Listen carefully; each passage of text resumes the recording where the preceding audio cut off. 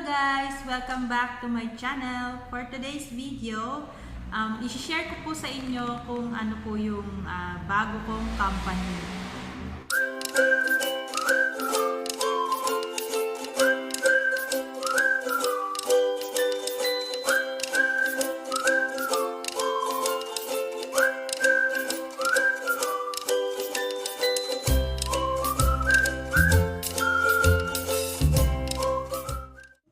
Ito po yung International Marketing Group. Ayan, let me know po sa comment section kung familiar na ba kayo or meron na sa inyong nakapag-introduce ng IMG or International Marketing Group. Si IMG po ay isang financial education platform. Ang main purpose niya po, ang main goal niya is maturuan yung mga kababayan natin na matutunan nila kung paano mag-handle properly ng mga perang pinaghihirapan nila. Kasi po diba tayo, nag-work tayo, work po tayo. Pero karamihan sa atin na hindi po nila talaga alam kung paano ba nila mapoproteksyonan yung pera na pinaghihirapan nila. Actually, may mission po si IMG na makapag-educate ng 30 million families by the year 2030. Especially po kung ikaw ay breadwinner, self-employed, isa kang negosyante, especially pa sa mga OFWs natin na ang main goal is mabigyan ng magandang kinabukasan yung mga pamilya na iniwan nila dito sa Pilipinas. Kailangan po maturuan din natin sila para sa mga kababayan natin ng mga OFWs, hindi po sila work lang, 'di ba? Nagkakaroon po sila ng plano, 'di ba? At the same time, dito po sa Pilipinas, yung family members nila hindi lang nila iniisip na gastos lang. Kasi natuturuan sila kung paano naman mag-manage ng tama nung pera na pinadadala nung kanilang magulang or kamag-anak na OFW nagtatrabaho sa ibang bansa.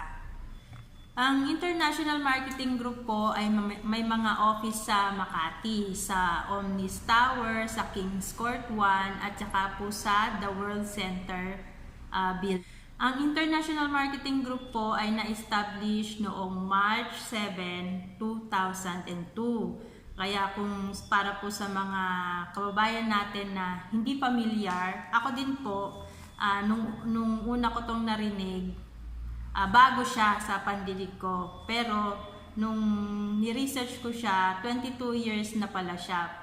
Actually magto 23 years na siya this year. Kasi magwa-March na po uli. So yun, bago siya sa pandinig ko, so syempre medyo hesitant ako. Pero nung nakapag-attend ako nung mga free financial class nila, doon ko naintindihan yung pinaka-goal ng company, which is maganda talaga. Kasi ako, sa sarili ko, matagal na rin naman akong self-employed. No? Naranasan ko rin pong maging employee.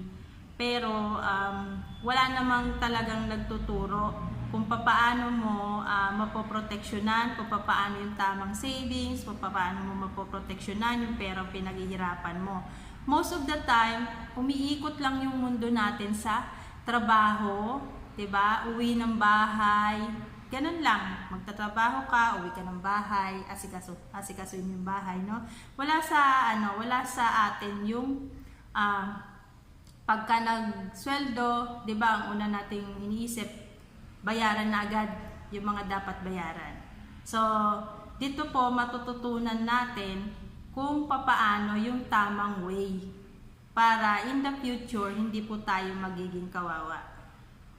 So, legit ba si International Marketing Group? Yes, legit po siya kasi registered po siya sa SEC at saka sa Insurance Commission. Ayan, license po and registered.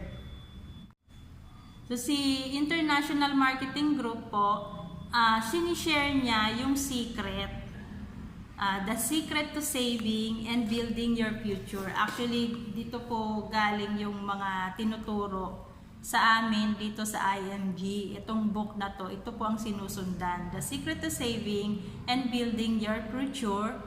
Become your own financial educator. Kasi wala naman po talagang makakapagsabi sa atin, maski ako, hindi ko po pwedeng sabihin sa'yo na ito yung bagay sa'yo. Kundi ikaw lang mismo ang makakapag-decide kung ano yung nararapat para sa future mo.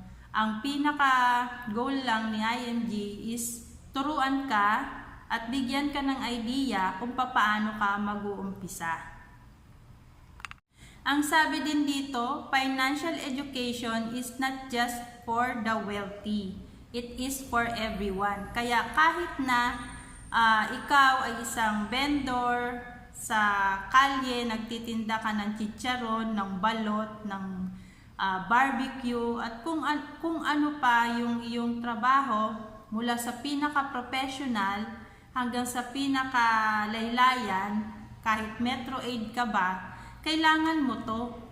Kailangan mo ng financial education. Kasi ito yung makakatulong sa'yo. Kahit gaano karami, kahit gaano kalaki ang kinikita mo ngayon, or gaano kaliit, kapag ka ikaw ay financially educated, mas malaki yung chance mo na magkaroon ka ng ipon kesa yung gumastos ka ng gumastos. Bakit po natin kailangan ng financial education? Unang-una, nabubuhay po tayo sa mundo na napakaraming financial challenge. Tama po ba? Nararamdaman niyo po ba? Di ba? Mabilis ang pag-evolve ng technology. Di ba dati, pag pumasok ka sa isang fast food, puro tao yan kasi puro employee yan eh. 'Di ba? Meron sa cashier, may taga-serve, may taga-walis, lahat po yan tao. Pero sa panahon natin ngayon, napapansin nyo ba, pinipindot-pindot na lang? 'Di ba? Pinipindot-pindot na lang, pipili ka na lang. Self-service na siya kasi meron ka ng technology na ginagamit para i-place yung order mo, 'di ba? Ano po ang meron niyan? McDo. Diba, meron pong ganyan sa McDo, pipindot-pindot ka lang na ganon. Diba? Pangalawa, kagaya po nung nasabi ko kanina, mababa yung sahod, hindi makapag-save, tapos baon pa sa utang. Kasi diba, mabilis lang, pag may trabaho ka, mabilis ka lang ma-approve sa mga credit cards. Diba? So, yung iba, natitempt talaga sila, nagki-credit card sila. Pero dahil wala silang financial education, naabuso yung paggamit ng credit card. Wala naman pong masama sa credit card eh, di ba? Kasi ano yan eh, parang convenience yan na binibigay sa atin. Isang privilege yan na dahil may trabaho ka, you are, ano tawag dyan? Ang tawag doon yung afford mo. Diba? Mabilis kang ma-approve sa sa credit card kasi nga merong papasok na pera sa iyo. Pero kung hindi mo alam kung paano mo gagamitin, kung kailan mo gagamitin yung credit card na yon, ang ending mo mababaon ka sa utang. Tama ba? Pangatlo, kayo po ba, kung meron kayong mga anak, natanong niyo sa mga anak ninyo kung anong kurso ang gusto nila na pag-aralan, or basta na lang makapag-aral at makapagtapos? Di ba po, iba pa rin yung pakiramdam na ang naibibigay mong education sa anak mo is yun talagang gusto niya. Kasi may chances na mag-excel siya at saka matupad yung pangarap niya. Pero kung wala kang kakayanan na magpaaral sa anak mo, kung ano na lang yung available at convenient sa budget, kung ano yung school na po pwedeng pasukan, wala kang masyadong choice but to make sure na makatapos yung anak mo ng pag-aaral at makapaghanap siya ng trabaho in the future. 'Di ba? Mahirap magpaaral kasi hindi ka nakapag-ready. Kaya sa mga mas younger ang generation, mga nagpaplano pa lang, actually, dapat nga bago pa lang kayong mag-settle down, well-established na rin yung ano ninyo, yung financial foundation ninyo. Meron pa, wrong money mindset. Mali yung iniisip, 'di ba?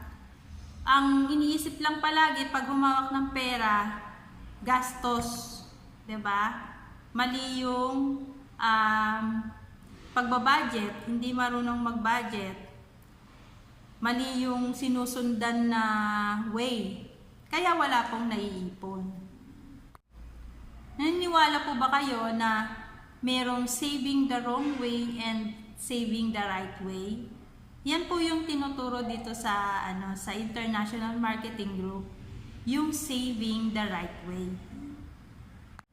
Marami po sa atin nagpi-fail talaga pagdating sa finances kasi hindi naman talaga nagplano, no? Wala namang nagplano na mag-fail, 'di ba? Pero hindi lang talaga nakapagplano. Kaya walang pinatunguhan, kahit na gaano kalaki yung hinawakan na pera, walang naipon. Paano po ba daw malalaman na matibay yung financial house mo? Para daw yan kasing nagpapagawa ka ng bahay, no? Para kang nagpagawa ng bahay na dapat sinisigurado mong matibay yung pundasyon. So, paano po ba natin malalaman na matibay yung pundasyon ng isang bahay? Diba? Siyempre, pag maganda yung mga materyales na ginamit, diba? Sinigurado yung mga wirings, tama ang wirings, tama ang poste, diba? Ganon din po daw sa financial house. Kailangan siguraduhin mo rin na matibay yung foundation, yung haligi, at para hindi ka mahihirapan in the future. So, paano nga po ba natin masasabi na matibay yung ating financial house? Ang isang bahay po, paano po natin nasasabi na matibay ang pagkakagawa dyan sa isang bahay? Di ba po, kapag ang bahay dumaan na sa mga matinding kalamidad, kagaya ng lindol, bagyo, sunog, di ba? Ano pa yung mga kalamidad na po pwedeng abutin ng isang bahay? Ulan, araw, yung mga simple, mula sa pinakasimple hanggang sa pinakamalalang kalamidad. Malalaman mo na matibay ang bahay mo kapag nakatayo pa rin yan. Bawa, dumaan yung nagkaroon ng lindol, nakatayo pa rin siya. Diba? Baha, bagyo, pero nakatayo pa rin siya, buo pa rin siya. Diyan mo lang madidetermine na matibay ang iyong bahay. Ngayon, sa usaping pinansyal naman tayo, paano daw po natin madidetermine kung matibay ba yung ating financial house? Siyempre, dadaan po yan sa mga pagsubok. Kagaya ng mga disaster, di ba? Kagaya ng ano po ba yung mga disaster sa ating buhay pinansyal? Kagaya ng pagkakaroon ng emergencies, 'di ba?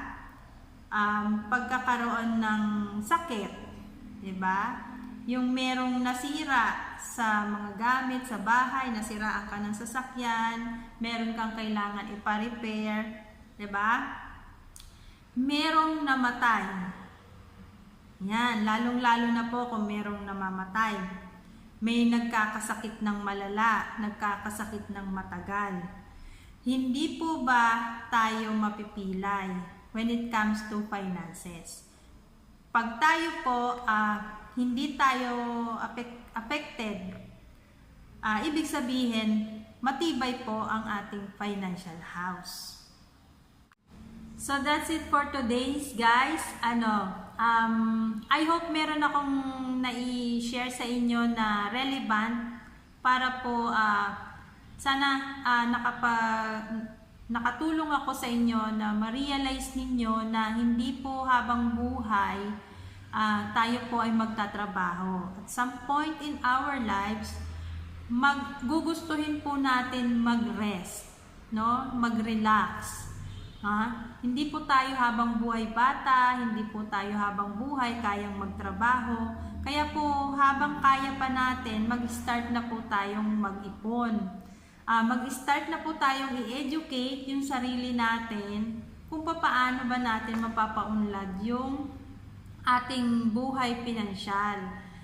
Hindi naman po masama yan, wala pong masama na gustuhin mong mapaayos yung buhay mo, na gustuhin mong magkaroon ng something, no, sa finances, yung tipong pag gusto mong mamasyal, you can go with your family, no? Kasi kadalasan sa atin ngayon, hindi natin yan nagagawa, hindi tayo nakakapag-relax, hindi tayo nakakapagplano, hindi tayo nakakapag-bonding sa family natin, gawa ng kulang po tayo sa pinansyal.